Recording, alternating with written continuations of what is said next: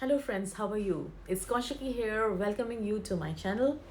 Today we shall be talking about certain myths associated with food stuff, and we'll see that how it affects or doesn't affect our fertility. Since a long time it is proven, and now the recent researchers also prove that our fertility is dependent upon what we eat. So as a rule of thumb, if we are eating healthy, our fertility would be enhanced. If we are eating unhealthy, our fertility will decrease. But there are times when you come across certain piece of news which you are not sure whether it is healthy or not healthy, because in your opinion it might be a healthy thing that you are doing, and then you find that at Facebook or at YouTube or somewhere else you come across a news which just leaves you confused whether to go with that option or not to go with that option. So here in this particular video we are going to cover 5 such food groups which has got so many myths associated with it, and whatever I'm going to tell you is all evidence based. It is something which can be, I will share a link as well with you here, which is about the scientific paper, so you can read it, and that will help you in deciding what to eat and what not to eat. And just like my all other videos on fertility and diet, this particular video is also for all age group, everyone in the reproductive age group between 18 to 45. It doesn't matter whether you are trying for conception or not, whether you are infertile, fertile, carrying a baby, doesn't matter. It is for everyone who wants to lead a happy, healthy life.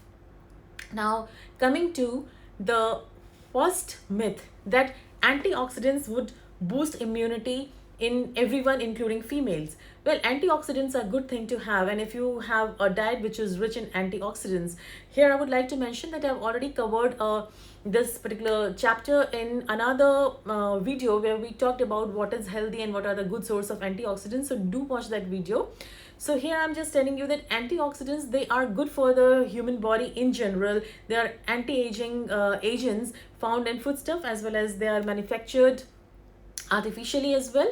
So they have found to increase the male fertility, definitely, for sure. But there is no evidence to suggest that it increases the female infertility too.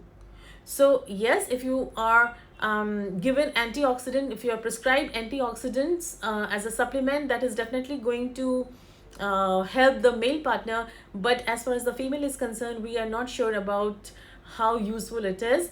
And thus antioxidants, as I said, I mean, what I mean to say is that there is a definite evidence to suggest that if you have an antioxidant rich diet, it will boost the male fertility. But for females, we are not sure whether it has got any positive impact or not. But of course, it will not have any bad impact, that is for sure.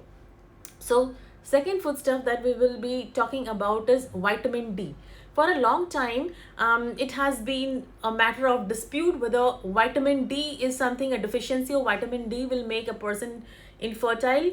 Well, again, and I came across so many, channels and news articles on social media where even the doctors had mentioned that if you are deficient in vitamin D, it will lead to infertility. Again, I did a research of the PubMed articles, and as of now, as of today, there is nothing to suggest that vitamin D deficiency leads to infertility. You need to correct your vitamin D deficiency for so many other reasons, because you are getting harm, but obviously it doesn't have any direct impact on your fertility. Now, the third product which has been in dispute is soya and soya milk and soya product, that it causes infertility. Well, in males, it might still be of doubtful, concern that, well, as it contains phytoestrogen, which is the female hormone, the estrogen. If the males take it in a huge amount, like a huge, really huge amount, that can cause some impact. Again, we don't have adequate scientific knowledge on this to comment whether it does affect or it doesn't affect. But in females, it was found that, on contrary to the popular belief, if you take soya, it enhances your fertility. The phytochemicals help. So do take soya, do incorporate in your diet. It's a good source of protein. And if in case you are somebody who is lactose intolerant, or somebody who doesn't like the milk, the dairy product, you can switch to soya milk, and there is no harm at all in switching to them. It is not, compromising your fertility at all. So this is an absolute myth. Now coming to alcohol and caffeine. Well, I won't say that either of them is a good substance. Like I'm not here to promote alcohol, neither I'm here to promote caffeine. But having said that, I have to be evidence based. And after a long research, it was found that if a person is consuming alcohol or caffeine in moderate amount, there is nothing to suggest that it leads to infertility. So if you are taking these two in moderate amount, it will not hamper your fertility. But of course, if you overdo it, and if you do overdo of anything, it will be bad.